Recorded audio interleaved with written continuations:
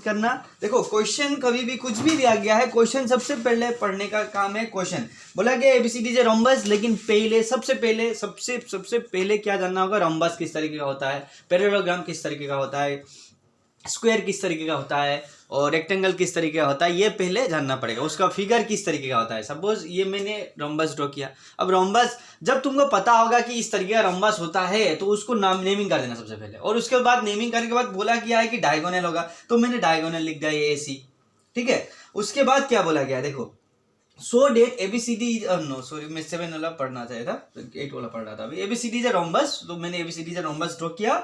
सो date diagonal AC, diagonal है AC, diagonal AC bisect angle A and angle C, ठीक है।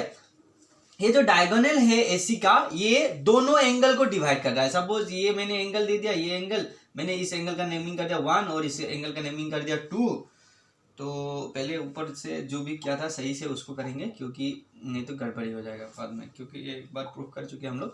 तो angle 1 और एंगल 2, एंगल ये लिखा था 3 और ये लिखा था 4, ठीक है। अब देखो, अब ये लिखने के बाद इनको नेमिंग कर देना, ठीक है। अब बोला गया है कि एंगल A और एंगल C को तुम प्रूफ करके बताओ। एबीसीडी रोम्बस में एंगल A एंगल C जो बाइसेक्ट डायगोनल है वो एक दूसरे को बाइसेक्ट कर रहे हैं, ये बताने दिया गया। इसको अगर प्रूफ करने के लिए आया तो सबसे पहले तुम लोग का काम होता है, देखो हम लोग को बताया गया रोम्बस है, एबीसीडी क्या है, रोम्बस है। अगर रोम्बस हुआ तो रोम्बस होने के बाद रोम्बस का एक रूल फॉलो होता है, adjacent sides are equal. So हम लोग लिखेंगे, so we can write AB equals to CD, sorry adjacent side means AB equals to BC, क्या लिखेंगे, AB इक्वल्स टू BC, ठीक है ना। उसके बाद तुम लोग BC इक्वल्स टू CD लिख सकते हो, CD इक्वल्स टू AD। तो उसमें क्या होता है, रोम्बस, ठीक है ना।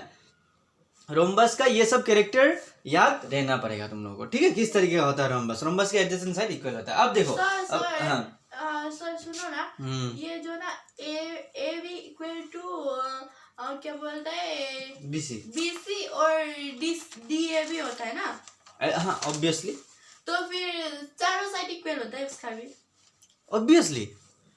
रोम्बस का चारों साइड, रोम्बस और स्क्वायर दोनों का चारों साइड इक्वल होता है। यस सर, ठीक है। रोम्बस और स्क्वायर दोनों का डायगोनल होता है और स्क्वायर का नहीं होता है, स्क्वायर का नहीं होता है, ठीक है ना, सिंपल है। तो उसके बाद एंगल AB और BC इक्वल हुआ, तो हम लोग को पता है AB और BC अगर इक्वल होता है तो उसके साथ साथ अगर साइड, दो साइड इक्वल हो जाते हैं, तो एडजेसेंट साइड इक्वल हो जाए तो उसका एंगल भी इक्वल हो जाता है। तो एंगल 2 इक्वल्स टू एंगल 4, समझ में आ रहा है, ये हम लोग ने ऑलरेडी प्रूव कर चुके हैं, ठीक है ना। तो ये क्यों होगा, देखो साइड, ये लिख सकते हो side opposite to angles are, side opposite to equal are, angles are equal लिखने ना। ये मैंने सिंपल भाषा में लिखा है, एडजेसेंट साइड और वो सब भी लिख सकते हो। तो ये मैंने समझने के लिए ऑलरेडी हम लोग ने प्रूव कर लिया, इसीलिए मैंने शॉर्टकट में लिखा है, ठीक है ना। तो साइड जो है इक्वल होते ही उसका एंगल भी इक्वल, अपोजिट एंगल भी क्या हो गया, इक्वल हो गया, ठीक है ना। ये तो आया ट्राइंगल, इन ट्राइंगल ABC से आया, किससे आया, इन ट्राइंगल ABC से, सिंपल ABC से आया। अब यहाँ से और एक ट्राइंगल तो यहाँ से दिखाई दे रहा होगा, सर कौन सा ट्राइंगल, ट्राइंगल ACD, कौन सा आ रहा है, इन ट्राइंगल ACD। मैं हमेशा बोलता हूँ कोई भी चीज को प्रूव करना है तो उसमें डायगोनल बनाओ और ट्राइंगल बना दो। ट्राइंगल बनाने से इजी होता है कोई भी चीज को प्रूव करने का, ठीक है ना। ट्राइंगल बनाना चाहिए, सर्कल भी हो, सर्कल में भी ट्राइंगल बनाओ, ठीक है ना। ऑल्सो ऑलरेडी हम लोगों ने क्लास जो चैप्टर कितना था, 10 चैप्टर 10 में हम लोगों ने प्रूव करके आया है किस तरीके से ट्राइंगल करके प्रूव किया जाता है, ठीक है। अब मैं ACD को लेता हूँ। ACD में ऑब्वियसली ACD में देखो AD इक्वल्स टू DC ना, एडजेसेंट साइड है। और ये दोनों इक्वल होते, ये साइड और ये साइड इक्वल होते, एंगल 1 और एंगल 3 भी इक्वल हो जाएगा, समझ में आ रहा है। एंगल 1 भी एंगल 3 इक्वल हो जाएगा, क्यों, यही रीजन के मुताबिक, ठीक है ना। Side opposite to angle are equal, ठीक है ना। एंगल जो अपोजिट एंगल है वो इक्वल हो गया, साइड अगर इक्वल हो जाता है तो अपोजिट एंगल भी क्या हो जाता है, इक्वल। मुझे समझ में आ रहा है, आ रहा है ना? Yes sir. ठीक है, अब इन दोनों से तुमको क्या समझ में आया? इन दोनों से सर ये समझ में आया एंगल 2 एंगल 4 का इक्वल है, एंगल 1 एंगल 3 का इक्वल है। और एक आया, अगर एक साइड का एडजेसेंट एंगल इक्वल है तो दूसरा साइड का भी इक्वल ही होगा ऑब्वियसली। एडजेसेंट साइड अगर इक्वल होगा उसका एंगल दोनों का इक्वल हो जाएगा। हाँ, इक्वल हो जाएगा। देखो ये ट्राइंगल में, देखो ये ट्राइंगल में एडजेसेंट जो साइड था ये इक्वल होने के बाद में एंगल इक्वल, क्योंकि वो ए बी का adjacent side D A B तो ले सकते हैं ना। हाँ, इसमें इक्वल हो जाएगा ना, वो तो चारों तरफ इक्वल है। लेकिन मैंने A B equals to A D क्यों नहीं लिखा? क्योंकि देखो ये ट्राइंगल नहीं बन रहा था ए बी डी, क्योंकि बनने के लिए यहाँ एक डायगोनल चाहिए जो कि मैंने ड्रॉ नहीं किया था। ठीक है ना? क्योंकि हम लोग को एंगल ए और एंगल सी को बाइसेक्ट बताना है, तो सो मैंने एक ही डायगोनल ड्रॉ किया है। समझ में आ रहा है? समझ में आ रहा है?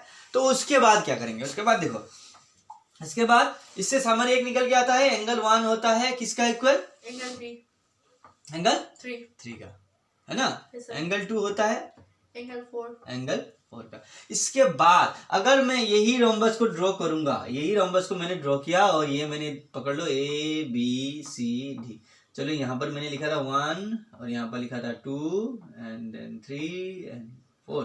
ठीक है, 1 2 3 4 ये मैंने क्या कर दिया? नेमिंग कर दिया। उसके बाद देखो एंगल का नेमिंग कर दिया।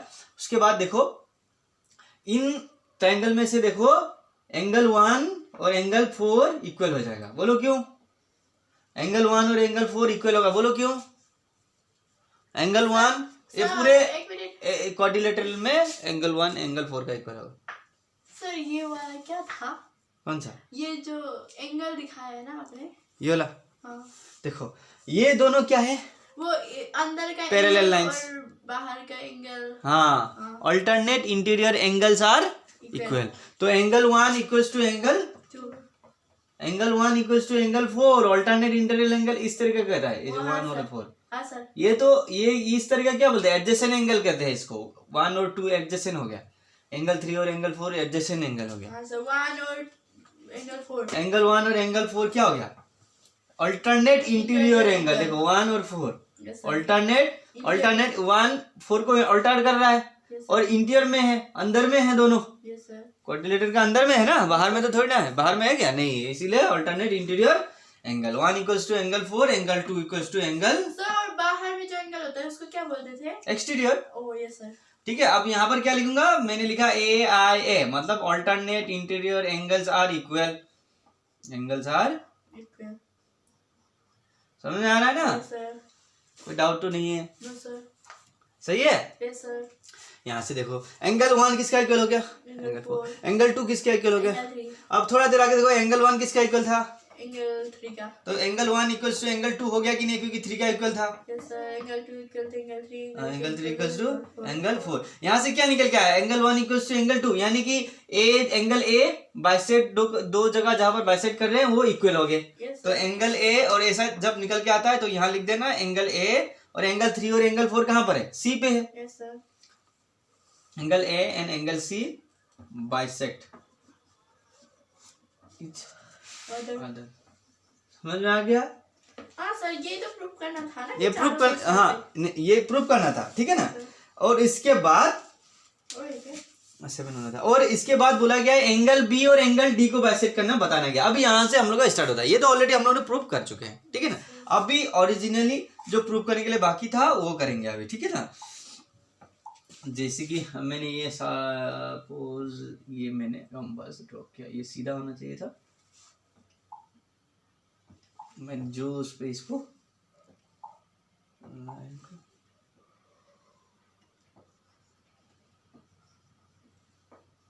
अब देखो थोड़ा देर आगे मैंने बाइसेक्ट कहाँ किया था? ध्यान दो, ए सी पे किया था। लेकिन इस बार मैं एंगल बी और एंगल डी को करूंगा क्योंकि प्रूफ करना है एंगल बी और एंगल डी इक्वल है। समझ में आ रहा है? बाइसेक्ट कर, हाँ सेम है और चेंज होगा सिर्फ नेम, सब नेमिंग सब चेंज हो जाएगा और कुछ भी चेंज नहीं होगा। अब यहाँ पर देखो दो ट्राइंगल बन रहे हैं सर। इन ट्राइंगल, अब इन लोग का नेमिंग भी करना पड़ेगा एंगल का। ठीक है ना? अब एंगल का क्या करना पड़ेगा? नेमिंग कर देना पड़ेगा। चलो ये एंगल को मैंने पकड़ लिया। एंगल 1 2 3 4 था, ये 5 हो गया एंगल 5, और ये angle 6 angle 7 and then angle 8। ठीक है ना? तो यहां में से मैं in triangle A B D लेता हूं, in triangle A B D, ठीक है। तो ट्राइंगल ए बी डी हमें क्या दे रहा है, देखो एबीसीडी क्या था, ABCD is a rhombus, ABCD is a क्या है, रोम्बस। हम लोग पता है रोम्बस का एडजेसेंट साइड इक्वल होता है।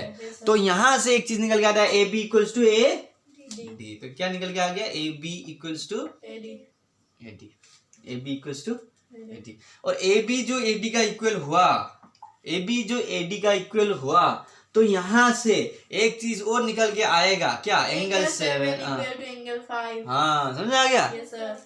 गुड। ये क्यों होगा, side opposite to angles are equal.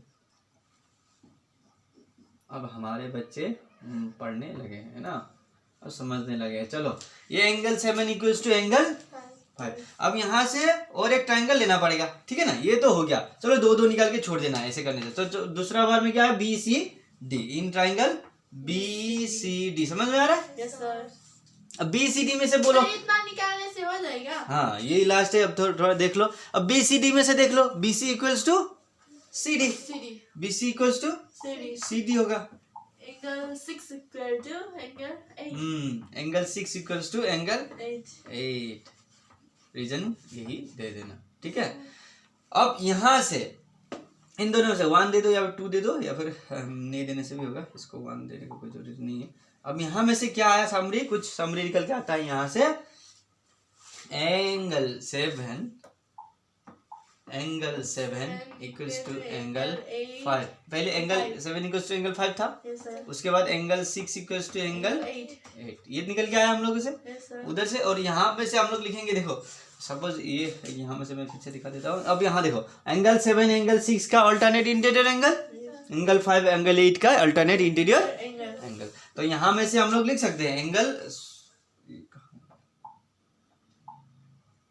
यहाँ में से हम लोग लिख सकते हैं angle 7 equals to angle 6, angle 7 equals to angle 6 and angle 5 equal to angle 8। Angle 5 equals to angle 8।